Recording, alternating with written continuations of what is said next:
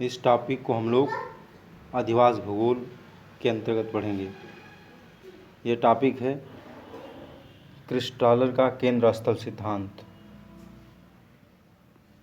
यह सिद्धांत जर्मन विद्वान वाल्टर क्रिस्टालर ने 1933 में स्थापित किया था। क्रिस्टालर के अनुसार केंद्र स्थल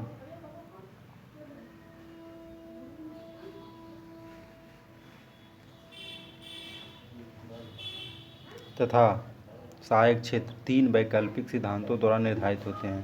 पहला है बाजार सिद्धांत, दूसरा है यातायात सिद्धांत, तीसरा है प्रशासकीय सिद्धांत, जिसमें से बाजार सिद्धांत सबसे महत्वपूर्ण है।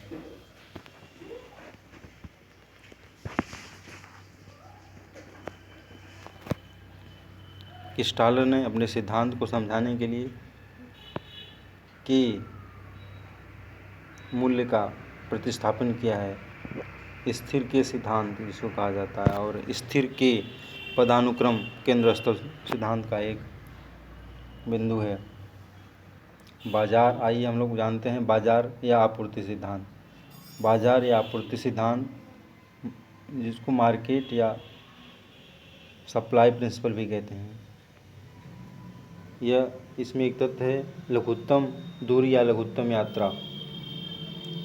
बाजार सिद्धांत के अनुसार कोई भी कस्टमर अपने सामान को खरीदने के लिए लघुत्तम दूरी या लघुत्तम यात्रा करना पसंद करता है, तो यह सिद्धांत लघुत्तम दूरी पर आधारित है, बाजार सिद्धांत।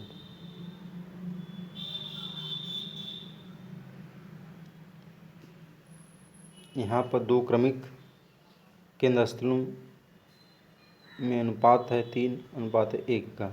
बाजार सिद्धांत में के मूल्य 3 होता है और बाजार प्रतिस्पर्धी बाजार होती है, और इसमें पदानुक्रमों की संख्या 1 से लेकर 7 तक बताई है, प्रथम से 7वीं तक बताई गई है।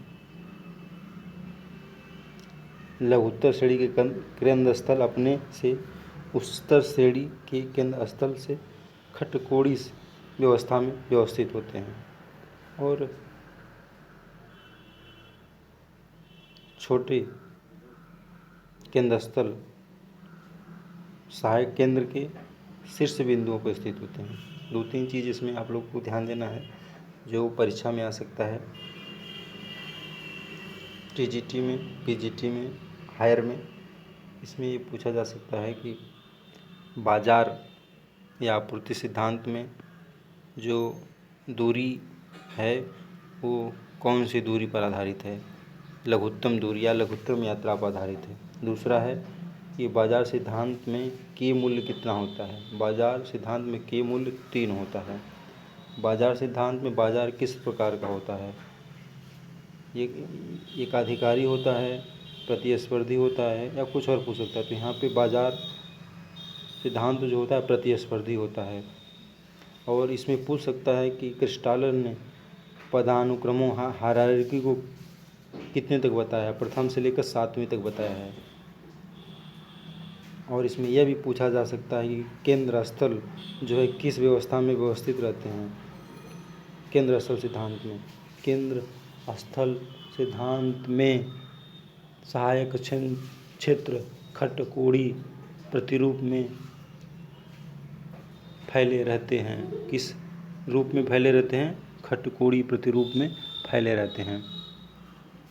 और एक और ही महत्वपूर्ण तथ्य है कि जो खटकोड़ी व्यवस्था में केंद्र स्थल हैं वो किन बिंदुओं पर स्थित होते हैं, मध्य बिंदु पर होते हैं, ये शीर्ष बिंदु पर होते हैं, कि खटकोड़ी व्यवस्था के अंदर स्थित होते हैं। तो यहाँ पर आपको बताना है कि केंद्र स्थल जो होते हैं खटकोड़ी व्यवस्था के शीर्ष बिंदुओं पर स्थित होते हैं बाजार सिद्धांत में केवल। ऐसे जबकि ऐसा यातायात सिद्धांत और प्रशासकीय सिद्धांत में नहीं है। यातायात सिद्धांत में केंद्र स्थल जो होते हैं छोटे, वो 2 मुख्य केंद्र स्थलों के मध्य बिंदु पर स्थित होते हैं, जबकि प्रशासकीय सिद्धांत में जो केंद्र स्थल होते हैं वो खटकोड़ी व्यवस्था के अंदर स्थित होते हैं। तो ये अंतर आपको जानना है। ये रहा केंद्र स्थल सिद्धांत का सार। इसमें ये भी प्रश्न पूछा जा सकता है कि इस सिद्धांत को किस जर्मन विद्वान ने प्रतिपादित किया था। तो इस सिद्धांत को जर्मन विद्वान वाल्टर क्रिस्टालर ने प्रतिपादित किया था। किस सन में प्रस्तावित किया था? 1933 में स्थापित किया था। और इसने कितने वैकल्पिक सिद्धांतों में या छोटे सिद्धांतों में किया है? तो 3 सिद्धांतों में किया है: बाजार सिद्धांत, यातायात सिद्धांत, प्रशासकीय सिद्धांत।